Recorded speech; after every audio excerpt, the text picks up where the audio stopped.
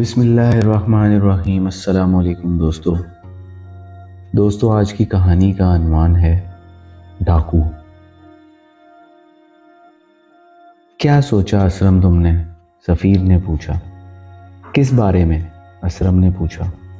لو جی اس کو بتاؤ ہم کس بارے میں بات کر رہے ہیں؟ سفیر نے سالبہ سے کہا۔ ارے وہ جالب صاحب ہے نا، وہ جو مسجد کے ساتھ رہتے ہیں؟ اسرم نے پوچھا۔ ہاں وہی، سالبہ نے کہا۔ ان کے گھر؟ سفیر نے جملہ ادھورا چھوڑا۔ ان کے گھر ہے ہی کیا جو وہاں سے کچھ لوٹا جا سکے؟ اسرم نے نظر انداز کرتے ہوئے کہا۔ ارے بس، وہ ان کے دادا کی کوئی پراپرٹی تھی شہر کے پوش علاقے میں، وہ ابھی بیچ رہے ہیں، مال بہت آئے گا، اربوں روپے کا حساب کتاب ہے، سالبہ نے کہا۔ سوچ سمجھ کر منصوبہ بندی کرو کہ کیسے لوٹیں انہیں۔ اسرم، سفیر اور سالبہ تینوں چائے کے ہوٹل پر بیٹھے ڈکیتی کا پروگرام بنا رہے تھے۔ ان کے بچوں کو اغوا کر لیتے ہیں اور تاوان میں ہم ان سے رقم مانگ سکتے ہیں، سفیر نے کہا۔ نہیں، یہ مناسب نہیں ہوگا، یہ پولیس کو اطلاع دے دیں گے اور ہم پکڑے جائیں گے۔ اسرم نے کہا۔ پھر کیا کریں؟ ہم ان سے جا کر کہتے ہیں یہ ساری رقم ہمیں دے دو، ان میں سے ایک نے کہا، اور وہ خوشی خوشی ساری رقم یہ کہہ کر دے دیں گے ڈاکو بھائی یہ ساری رقم آپ لے جائیے، سالبہ نے منہ بناتے ہوئے کہا۔ نہیں، ایک اور طریقہ ہے، ایک دن میں نہیں لوٹا جا سکتا کیونکہ رقم بھی انہیں قسطوں میں ملے گی، اسرم نے کہا۔ تو پھر کیا کریں؟ جس دن رقم آئے اسی دن ہیلے بہانے سے ان کے گھر جاؤ، انہیں ہنساؤ، ان کی تفریح کا سامان کرو اور اپنے ساتھیوں سے کہو اس دوران جب تک ہم انہیں ہنساتے رہیں ان کے ساتھ تفریح کرتے رہیں۔ تم گھر میں سے تمام قیمتی چیزیں چرا لینا، وہ رقم ڈسٹ بن میں تو رکھیں گے نہیں، تجوری میں رقم ہوگی، ہمارے ہاتھ آ جائے گی، اسرم نے کہا۔ اچھا تو کیا وہ اجازت دے دیں گے تفریح کرنے کی؟ سالبہ نے کہا۔ وہ تم مجھ پر چھوڑ دو، میرا ان کے گھر بچپن سے ہی آنا جانا ہے، چند ناچنے گانے والی عورتوں کو میں جانتا ہوں، میں کہوں گا کہ یہ میری رشتہ دار ہیں اور آپ سے ملوانے لے آیا۔ ناچنے گانے والی وہ عورتیں تیز ترار ہیں، وہ ان کو تفریح میں اپنے ساتھ لگا لیں گی، باقی کام تمام ہم کر دیں گے۔ واہ اسرم واہ، کتنا شیطانی دماغ ہے تیرا، سفیر نے کہا۔ پھر جب انہیں خبر ہوئی کہ جالب صاحب کے گھر میں رقم آنا شروع ہو گئی ہے تو یہ تینوں ڈاکو اپنے ساتھیوں کے ہمراہ جالب صاحب کے گھر جاتے ہیں۔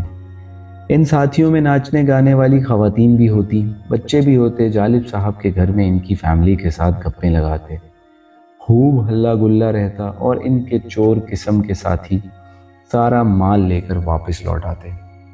جالب صاحب اور ان کی فیملی کے لیے یہ مفت کی انٹرٹینمنٹ تھی۔ کچھ مخلص دوستوں نے سمجھایا کہ یہ مناسب نہیں، بہت پرفتن دور ہے، احتیاط کیجیے، مگر جالب صاحب کے کان پر جوں نہیں رینگی۔ 30 دن یہ سلسلہ چلتا رہا۔ 30 دن کے بعد یہ سارے ڈاکو چلے گئے اور جب گھر والوں نے تجوری دیکھی تو وہاں تو رقم تھی ہی نہیں، بلکہ پہلے سے موجود گھر کی قیمتی اشیاء بھی غائب ہو چکی تھی۔ جالب صاحب کی فیملی کو اندازہ ہوا کہ وہ تو سب کچھ گوا بیٹھے ہیں، کیا کیا خواب دیکھے تھے، اس رقم سے یہ کریں گے، اس رقم سے ایک اچھا بنگلہ خریدیں گے، ایک اچھی سی گاڑی لیں گے، سارے خواب چکنا چور ہو گئے۔ ہمارا یہ سب مال وہ لٹیرے لوٹ کر لے گئے ہیں جو ہمیں 30 دن تک ہنساتے رہے اور ہم بھی تفریح کرنے میں ان کے ساتھ مشغول رہے۔ جالب صاحب کی اہلیہ نے کہا۔ یہ سب تمہاری وجہ سے ہوا ہے، جالب صاحب نے اپنی اہلیہ سے کہا۔ میری وجہ سے کیوں ہوا ہے بھائی؟ آپ نے اجازت دی تھی انہیں آنے کی، اہلیہ نے کہا۔ میری اجازت کی کیا اہمیت تھی، یہ تمہارے بچے تھے، انہیں بہت اچھا لگتا تھا سب۔ جالب صاحب کے لہجے میں مزید تیزی آ گئی۔ اب ہم سب اجتماعی طور پر پچھتائیں گے، جالب صاحب نے روتے ہوئے کہا۔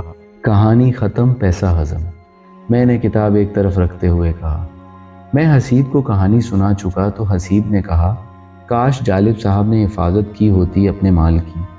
ویسے حسیب، آپ نے کیا سبق حاصل کیا اس کہانی سے؟ میں نے اپنے شاگرد سے پوچھا۔ یہی کہ ہمیشہ ہوشیار رہنا چاہیے بیٹا حسیب، زندگی کا ایک موقع آپ سب کے پاس بھی آیا ہوا ہے، मेरे पास? हसीब ने हैरत से पूछा। बहुत कुछ मिलने वाला है, इतना कुछ कि इससे मुस्तकबिल में बहुत कीमती महलात भी ख़रीदे जा सकते हैं और आसाइशें भी। क्या वाकई आप सच कह रहे हैं? हसीब ने खुशी और हैरत के मिले जुले जज्बात के साथ पूछा। हाँ वाकई, मैंने यकीन के साथ कहा। मुझे यकीन तो नहीं, लेकिन आप कह रहे हैं तो यकीनन सच ही होगा, हसीब ने कहा। बस घर में किसी डकैत को दाखिल नहीं होने देना। ये डाकू अगर आपके घर में दाखिल हो गए तो आपका बहुत कुछ लूट कर ले जाएंगे, मैंने हसीब से कहा। क्या आपको डाकुओं का इल्म है? हसीब ने पूछा। अगर मैं कहूँ हाँ तो आप क्या कहोगे? मैंने हसीब की जानिब देखते हुए पूछा। मैं यही कहूँगा, बराए मेहरबानी बता दीजिए, हसीब ने मिन्नत करते हुए कहा। ठीक है, बताता हूँ। अल्लाह ताला फरमाता है, ए ईमान वालो, तुम पर रोज़े फ़र्ज़ किए गए जैसे तुमसे पहले लोगों पर फ़र्ज़ किए गए थे, ताकि तुम परहेज़गार बन जाओ। अब जब आदमी नेक हो जाएगा तो अल्लाह ताला इसको जन्नत में कीमती महलात अता करेगा। आसाइशें ही आसाइशें होंगी, नेमतें ही नेमतें होंगी। जब तुम रमज़ान के रोज़े रखने लगोगे तो ईमान व अमल के डाकुओं को तो ये गवारा ना होगा कि तुम्हें जन्नत में महलात मिलें, आसाइशें मिलें। वो लूटना चाहेंगे और लूट कर ले जाएंगे। लेकिन ये कैसे लूटेंगे? हसीब ने पूछा। हाँ, ये सवाल बहुत उम्दा किया तुमने। मैंने सताइशी निगाहों से हसीब को देखा। रमज़ान के तमाम लम्हात कीमती हैं, रहमतों और बरकतों का लम्हा लम्हा कीमती है। और ये जालिम ईमान व अमल के डाकू इस दौरान आपको टीवी पर मसरूफ़ कर देते हैं, जहाँ सहर व अफ्तार में इनामात के नाम पर, तफरीह के नाम पर, हंसी मजाक के नाम पर वो तमाशा होता है। अलमानुल हफीज़, जब 30 दिन गुजर जाते हैं इसी तरह ईमान व अमल के डाकुओं के साथ, तो ये हमारे कीमती लम्हात जिसमें हम अपने रब को राज़ी करते, अपने रब की नाराज़गी को दूर करते, जन्नत का सौदा कर लेते, ये लुटेरे हमारी मग़फ़िरत की दौलत लूट कर ले जाते हैं। हसीब बेटा, एक और बात, ये परहेज़गारी की नेमत हर एक को नहीं मिलती। ये रमज़ान और रोज़े इंसान को परहेज़गार बना देते हैं। परहेज़गारी समझते हो? मैंने हसीब से पूछा। हाँ, हसीब ने कहा। क्या होती है, मिसाल से समझा सकते हो? हाँ बिल्कुल, एक मिसाल है मेरे पास, हसीब ने सोचते हुए कहा।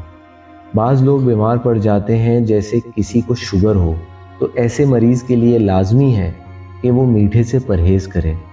लेकिन वो परहेज़ ना करे तो, मैंने सवाल किया, तो इसकी बीमारी बढ़ जाएगी। और वो तो आपने सुना होगा जो बुज़ुर्गों ने कहा है, हसीब ने कहा। क्या कहा है बुज़ुर्गों ने? मैंने पूछा। यही कि परहेज़ इलाज से बेहतर है। बीमार अगर परहेज़ करे तो इसकी तबीयत तरोताज़ा रहेगी, हसीब ने कहा। बस बेटा, ये परहेज़गारी बिल्कुल ऐसे ही गुनाहों की बीमारी से बचा लेती है और ईमान की हलावत को तरोताज़ा रखती है। प्यारे बच्चों, आप भी परहेज़गारी की नेमत की हिफाजत कीजिएगा। कहीं ये ईमान व अमल के डाकू आपको मोबाइल, गेम, ड्रामों, फिल्मों और सहरो अफ्तार की ट्रांसमिशन की पुरफरेब तफरीह में मशगूल करके आपकी मग़फ़िरत का कीमती और अनमोल वक्त ही लूट कर ना ले जाएं। खुदा हाफिज़।